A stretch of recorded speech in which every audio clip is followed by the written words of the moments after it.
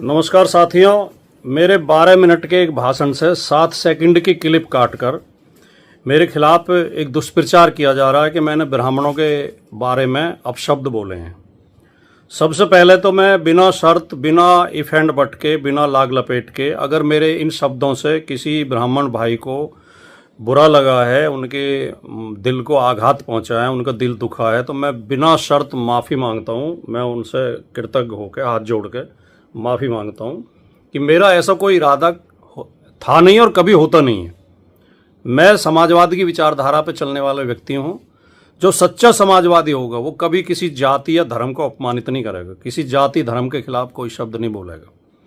लेकिन मेरा दुर्भाग्य है इन दिनों के कुछ लोग, जो ज़्यादातर Bharatiya Janata party IT cell के लोग होते हैं, और कुछ भोले भाले लोग भी उनके बहकावे में आ जाते हैं, मेरे खिलाफ एक अभियान चलाते रहते हैं कि मैं ब्राह्मण विरोधी हूँ, सनातन विरोधी हूँ, हिंदू विरोधी हूँ, जबकि ये तीनों आरोप बिल्कुल एकदम गलत है। मैं ब्राह्मण जाति का बहुत ज़्यादा सम्मान करता हूँ, ब्राह्मण भाइयों का सम्मान करता हूँ।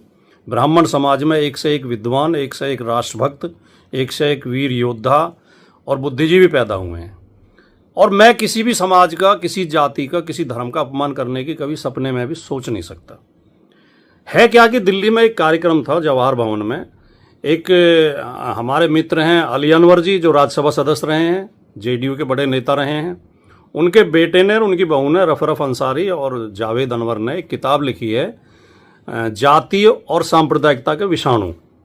और ये किताब केंद्रित है भारतीय समाज में जातियों को लेकर क्या क्या मुहावरे, लोकोक्तियाँ और कहावतें बनी हुई हैं, उनको लेकर केंद्रित है।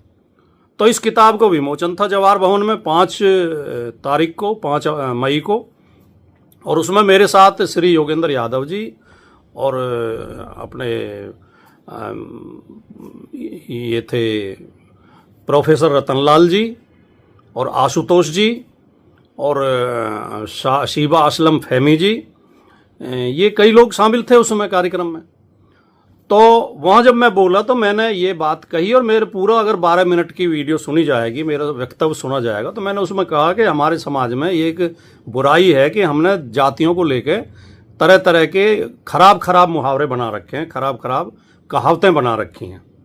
और मैंने उसमें स्पष्ट तौर पर यह भी बोला कि ऐसा नहीं है कि दलित और पिछड़ों के खिलाफ ही ये मुहावरे बने हुए हैं, दूसरी तरफ के लोगों के खिलाफ भी बने हुए हैं।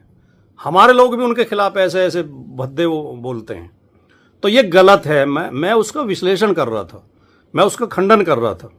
और मैंने जब 2 उदाहरण दिए, तो पहले जो गुर्जर यादवों के खिलाफ एक वो कही जाती है, वो मैंने बोली कहावत कि गुर्जर अहीर कंजर, कुत्ता बिल्ली बंदर, ये 6 ना होते तो खुले किवाड़ों से होते।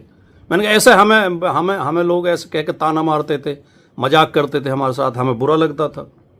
फिर मैंने एक सज्जन को कोट किया कि उन सज्जन ने ये ब्राह्मण संबंधी ये दोहा बोला जिसमें ब्राह्मण का और वैश्य का जिक्र आता है, जिसे लेकर लोग नाराज हैं। और मैंने साथ के साथ ये कहा कि मैंने ये कभी जीवन में बोला नहीं, क्योंकि मुझे बहुत ख़राब लगा। उन्होंने मुझसे कहा था कि तुम ये सुना दिया करो। मैंने कहा मुझे इतना ख़राब लगा कि मैंने कभी बोला नहीं, और ये गलत है बिल्कुल, जो ये ऐसा नहीं होना चाहिए। तो मैंने ये पूरा मेरा वक्तव्य है, ये पूरा भाषण ये है। इन ऐसी गंदी मुहावरे, गंदे जो मुहावरे हैं, गंदी लोकोक्तियाँ हैं, गंदी कहावतें हैं, उनके खिलाफ हम बोल रहे थे, उनके समर्थन में नहीं बोल रहे थे।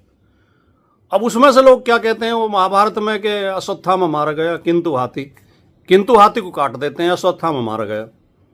तो मेरा पूरा वक्तव्य ना सुनवा के उसमें से एक क्लिप, 7 सेकंड की क्लिप निकाल के, जिसमें खाली वो दोहा है, और उसे ऐसे कह के पेश कर रहे हैं कि मैंने ये ब्राह्मणों के खिलाफ बोला है।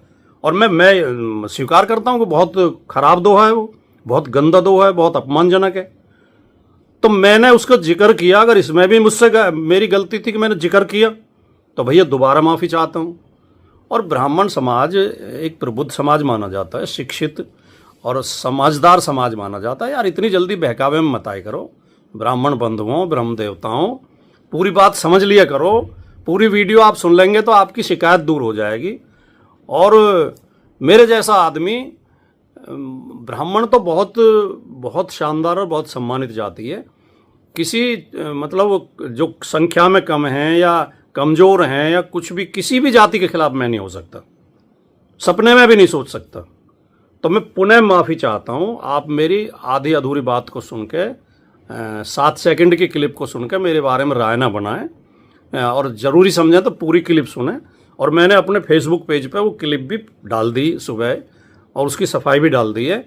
तो कृपया इस बात का ध्यान रखें। नमस्कार।